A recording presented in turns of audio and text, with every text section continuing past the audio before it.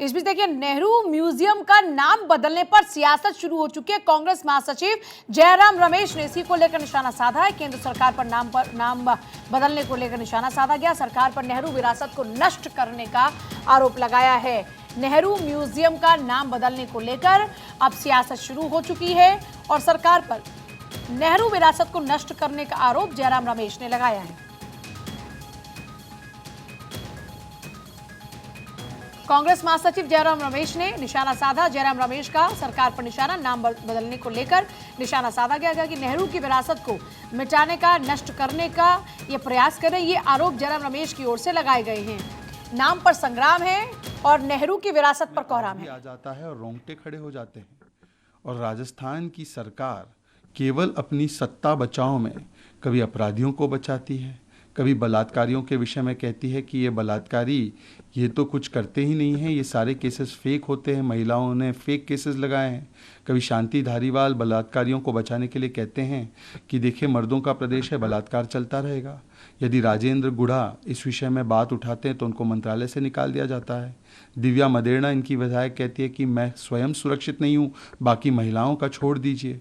राजस्थान महिला उत्पीड़न में नंबर 1, दलित उत्पीड़न में नंबर 1, आदिवासियों के खिलाफ होने वाले अत्याचार में नंबर 1। भीलवाड़ा की घटना सामने आई जिसमें 14 वर्षीय बच्ची को काट कर उसके साथ गैंगरेप करके उसे जला दिया गया। आए दिन वहाँ से घटनाएं, करौली की घटना, जोधपुर की घटना, जयपुर की घटना, हर जगह से घटनाएं सामने आती है। और अब तो साधु संत समाज भी वहाँ पर सुरक्षित नहीं रहा। सुरक्षित केवल दंगाई रहते हैं। यदि करौली का दंगाई हो मतलूब तो उसको पुलिस नहीं पकड़ पाती। देखिए, बीजेपी के प्रवक्ता की ओर से राजस्थान की सरकार पर हमला बोला जा रहा था। जयराम रमेश की ओर से ऑब्जेक्शन दर्ज करा गया है। उन्होंने कहा कि नेहरू की विरासत को नष्ट करने की कोशिशें तमाम की जा रही हैं और ये आरोप लगाए गए हैं। जयराम रमेश के ट्वीट पर कांग्रेस का पलटवार। बीजेपी नेता रविशंकर ने कांग्रेस पर निशाना साधा। नरेंद्र मोदी और कांग्रेस की सोच में बुनियादी अंतर है। नरेंद्र मोदी ने प्रधानमंत्री पद का सम्मान किया। नरेंद्र मोदी और कांग्रेस की सोच में बुनियादी अंतर है। वार पलटवार का सिलसिला शुरू हो चुका है एक तरफ, और देखिए मुख्तार अब्बास नकवी भी कुछ कह रहे हैं इसी पूरे मामले को लेकर। और कह दिया कि जितने भी देश के संसाधन हैं उस पर हमारा तो जन्म सिद्ध अधिकार है, पेटेंट हो गया है। अब आप देखिए ना, रेलवे हो, सड़क हो, तालाब हो, झील हो, एयरपोर्ट हो, बिल्डिंगें हों, बसें हों, हर जगह पर जो है वो कहीं पर श्रीमती इंदिरा गांधी, तो कहीं पे राजीव गांधी, तो कहीं पर जो है वो जवाहरलाल नेहरू जी, ये वही एक ही परिवार का एक ही जो है वो शजरे वाले लोग थे। तो इन शजरे वालों का जो है वो पूरा के पूरा जो है वो कब्ज़ा शुद्ध रूप से जो है वो देश के संसाधनों पर करने का कब्जा। अरे भाई, देश के लिए और लोगों ने भी कुर्बानी दी जिनको कि आपने इतिहास के काले पन्नों में डाल दिया था। तो मोदी जी ने आने के बाद आपके सम्मान के साथ साथ उन हज़ारों महानायकों के सम्मान को भी सम्मान दिया है जिन्हें कि आपने इतिहास के काले पन्नों में डाल दिया था। तो इसमें चिल्ला शोर मचाने की क्या ज़रूरत है? सर, जयराम रमेश का ये भी कहना है कि एजेंडा बना लिया कि डिफेम कांग्रेस पार्टी और जयराम रमेश की सोच और नरेंद्र मोदी की सोच में एक बुनियादी अंतर है। वो एकमात्र सोचते हैं कि जो हैं वो नेहरू जी हैं, परिवार हैं। नरेंद्र मोदी बने तो उन्होंने भारत के सारे प्रधानमंत्रियों का वो नेहरू स्मृति भवन में आदर का स्थान दिया। मैं भी गया हूँ। लाल बहादुर शास्त्री को क्यों नहीं स्थान मिला? न इंदिरा गांधी थे, न राजीव गांधी थे, न मोरारजी भाई थे, न चरण सिंह थे, न अटल बिहारी वाजपेयी थे, न आई.के. गुजराल थे, न देवेगौड़ा थे। मोदी जी ने कहा जो भी भारत का प्रधानमंत्री है सबको स्थान मिलेगा। देखिए, नेहरू मेमोरियल म्यूजियम का नाम अब बदल चुका है और इसी को लेकर कांग्रेस और बीजेपी आमने सामने आ चुकी है। एक तरफ कांग्रेस का आरोप है कि नेहरू की विरासत को नष्ट करने का प्रयास है, वहीं जवाब दिया रविशंकर प्रसाद ने। उन्होंने कहा कि इनकी सोच और पीएम मोदी की सोच में बुनियादी फर्क है। आनंद का सीधे रुख करते हुए, आनंद, वार पलटवार का सिलसिला शुरू हो चुका है। जश्न आजादी के बाद अब नाम पर लड़ाई आकर टिक चुकी है। जी बिल्कुल, इसी मुद्दे को लेकर एक कवि ने कहें लेखक ने लिखा था कि नाम में क्या रखा है, उसने उसी के नीचे अपना ही नाम रखा था। तो वही कविता मुझे याद आ गई। तो अगर इस मुद्दे की आप बात करें, जब से प्रधानमंत्री ने इसकी घोषणा करी थी कि नेहरू मेमोरियल का नाम बदला जाएगा प्रधानमंत्री संग्रहालय में, उसी दिन से ही ये तय हो गया था और खुद कांग्रेस ने भी इस बात का ऐलान कर दिया था कि हम इसका विरोध करेंगे। और बीजेपी की मंशा है कि वो नेहरू गांधी परिवार की तमाम स्मृतियां, चिन्हों को बदलना चाहती है और या तो कहें उस परिवार से डरती है। लेकिन अगर बीजेपी की बात करें तो बीजेपी ने जैसे ही ऐलान किया था उसके बाद से कवायदें शुरू हो गई थी। 14 अगस्त वो दिन है जो आधिकारिक तौर पर इसकी पुष्टि हो गई है और प्रधानमंत्री संग्रहालय जो कि नेहरू मेमोरियल था उसको बदल दिया गया है। हालांकि घोषणा पहले हुई थी, कई फाइलों को तब्दील किया गया था, मूव किया गया था, जिसके बाद मिनिस्ट्री से अप्रूवल होने के बाद अब ये 14 तारीख को फाइनल हो चुका है और आज़ादी से एक दिन पहले ही इसका नाम प्रधानमंत्री संग्रहालय है। और अगर बात करें इस प्रधानमंत्री संग्रहालय की तो देश के पहले प्रधानमंत्री से लेकर अब तक के तमाम प्रधानमंत्रियों की चिन्हें, उनकी लेटर्स, तमाम ऐसी चीज़ें जो वैल्यूएबल चीज़ें हैं उनको रखा गया है संग्रहित करके, और देश के लोगों को बताया जाएगा कि जो भारत आज का भारत है उनमें उनके प्रधानमंत्रियों ने कितना योगदान दिया और कैसे कैसे हालात से देश निकलता हुआ आज एक ऐसे दौर पे बढ़ रहा है जहां दुनिया उसको देखती है। जी देखिए, बिल्कुल जाहिर सी बात है। आनंद, बहुत शुक्रिया आपका फिलहाल पूरी जानकारी के लिए। देखिए, सबसे बड़ी बात यह है कि इस वक्त वार पलटवार का सिलसिला शुरू हो चुका है। अब जहां तक आप बात करते हैं इस संग्रहालय की, तो साल 2022 में पीएम को समर्पित संग्रहालय बनकर तैयार हुआ था। देखिए, इस बीच जयराम रमेश का ट्वीट, राज्य प्रतिष्ठित संस्थान को एक नया नाम मिला है। विश्व भर में प्रसिद्ध Nehru Memorial Museum and Library अब Prime Ministers Memorial Museum and Library के नाम से जाना जाएगा। जब बात हमारे पहले और सबसे लंबे समय तक सेवा करने वाले प्रधानमंत्री की हो रही है, तो पीएम मोदी के पास भय और असुरक्षाओं का पिटारा रहता है। उनका एकमात्र एजेंडा नेहरू और उनकी विरासत को नकारना, बदनाम करना और नष्ट करना है। वो एन शब्द हटाकर उसके स्थान पर पी शब्द का इस्तेमाल कर रहे हैं। देश की लोकतांत्रिक, धर्मनिरपेक्ष, वैज्ञानिक और उदारवादी नींव रखने में नेहरू के योगदान को हम नहीं भूलने देंगे। नेहरू ने देश की आज़ादी के लिए अहम योगदान दिया है। अब सब मोदी और उनके साथ काम करने वालों के हाथ में है।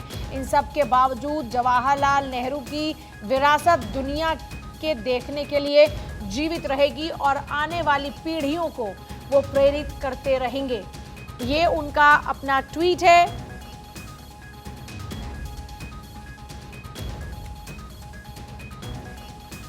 तो देखिए, जिस तरह से हमने कहा कि वार पलटवार का सिलसिला शुरू हो चुका है, कभी बीजेपी के प्रवक्ता मोर्चा खोल रहे हैं तो कभी कांग्रेस के प्रवक्ता मोर्चा संभाल रहे हैं। एक दूसरे पर सियासी बयानबाजी जारी है। शहजाद पूनावाला से लेकर प्रमोद तिवारी तक सबके रिएक्शंस आ रहे हैं। देखिए, कांग्रेस की परिवारवादी मानसिकता को दर्शाता है कि किस प्रकार से कांग्रेस पार्टी के लिए केवल एक परिवार महत्वपूर्ण है, देश नहीं। आज प्रधानमंत्री संग्रहालय में देश के तमाम प्रधानमंत्रियों के योगदान के जश्न मनाने का काम और उसे एक प्रकार से देश के सामने उसकी झांकी रखने का काम किया जा रहा है। क्या लाल बहादुर शास्त्री जी का योगदान कोई कम था? क्या नरसिम्हा राव जी का योगदान कम था? देवेगौड़ा जी का योगदान कम है? इंदर कुमार गुजराल जी, वीपी सिंह जी, चरण सिंह जी, क्या इनके योगदान को स्वीकारा नहीं जाना चाहिए? और यदि प्रधानमंत्रियों के योगदान का एक संग्रहालय बन रहा है तो किसी एक परिवार या एक प्रधानमंत्री के नाम पर इस संस्था का नाम कैसे हो सकता है? क्या बाकी के जो प्रधानमंत्री के परिवारजन और उनके समर्थक इससे ऐतराज़ नहीं करेंगे? और नेहरू जी की विरासत के बारे में जो जयराम रमेश जी बोल रहे हैं, क्या उनकी विरासत इतनी कमज़ोर है कि यदि एक संस्था का नाम प्रधानमंत्री के नाम पर रखा जाता है, मतलब प्रधानमंत्री संस्था के नाम पर रखा जाता है, तो नेहरू जी की पूरी विरासत खत्म हो जाएगी? मतलब क्या उनकी विरासत केवल नाम रखने तक ही टिकी हुई है क्या? जिस आदमी ने स्वतंत्रता संग्राम में एक युवा नेता को इतना योगदान दिया, आज उसी प्रधानमंत्री के रूप में जिसने इस देश को आज़ादी दिलाई, उस पंडित जवाहरलाल नेहरू का नाम बदलना एक कलंकपूर्ण अध्याय है नरेंद्र मोदी सरकार। तो देखिए, आपने सुना, शहजाद पूनेवाला कह रहे हैं कि इनकी नेता की विरासत क्या सिर्फ नाम तक सीमित है, जबकि कांग्रेस ये आरोप लगा रही है कि आप उनकी सोच को, आप उनके विचारों को नष्ट नहीं कर सकते हैं, आप उनको नकार नहीं सकते हैं।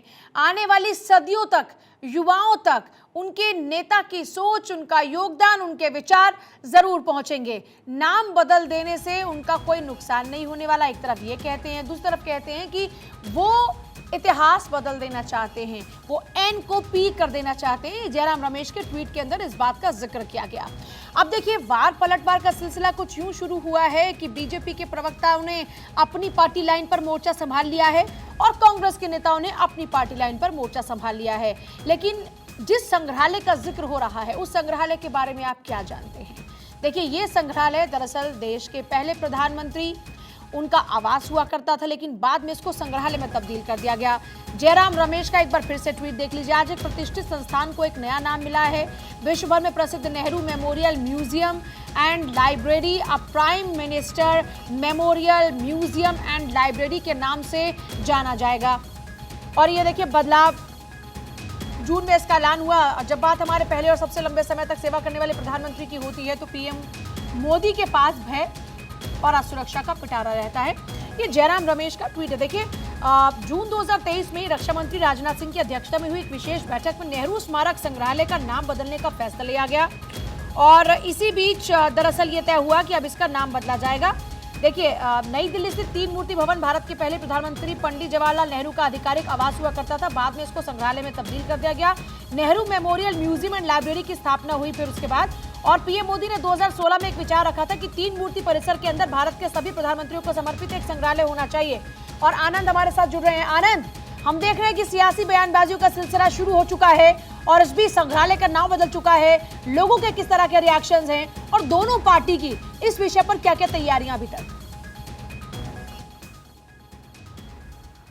देखिए, अगर बात करें कांग्रेस की, तो कांग्रेस लगातार, जिस दिन इसकी घोषणा हुई थी उसी दिन उन्होंने लगातार प्रतिक्रिया देना शुरू कर दिया था। कांग्रेस का साफ कहना था कि बीजेपी गांधी नेहरू परिवार से डरती है और धीरे धीरे करके उनकी तमाम चीज़ें या कहें उनसे जुड़ी हुई चीज़ों को मिटा रही है। उसी कड़ी में ये इसी को देखती है, नेहरू मेमोरियल को और लाइब्रेरी को, जिसको नाम बदल के प्रधानमंत्री संग्रहालय और लाइब्रेरी रख दिया है। लेकिन अगर बीजेपी की बात कहें तो बीजेपी का इस मुद्दे पर साफ कहना है कि जो कांग्रेस है वो नेहरू गांधी परिवार के आगे कभी भी नहीं सोचती और ना ही कभी उससे आगे बढ़ती है।